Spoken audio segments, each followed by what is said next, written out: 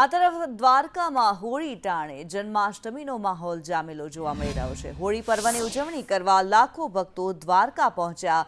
કાળિયા ઠાકરના દર્શન માટે ભક્તોનું ઘોડાપૂર ઉમટ્યું છે।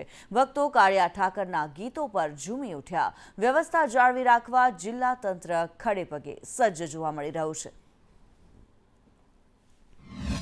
યાત્રાધામ દ્વારકામાં હોળી અને ફૂલડોલ ઉત્સવનો રંગ જામ્યો છે।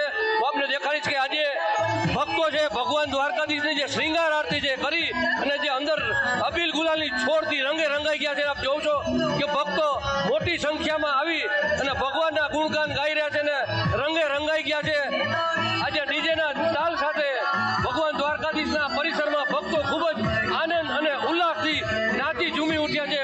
જે પગપાળા આવીને યાત્રિકો જે ભગવાન દ્વારકાધીશના દર્શન કરે છે ત્યારે આપ જોઈ શકો છો કે જે સંદેશ ન્યૂઝની ટીમ અહીં દ્વારકાધીશના મંદિરે પહોંચી છે અને આપણે લાઈવ દ્રશ્યો બતાડી રહી છે કે ભગવાન દ્વારકાધીશના ભક્તો જે છે એ આનંદથી ઝૂમી અને નાચી ઉઠી રહ્યા છે।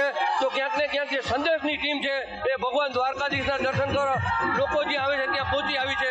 અનિલ લાલ, સંદેશ ન્યૂઝ દ્વારકા।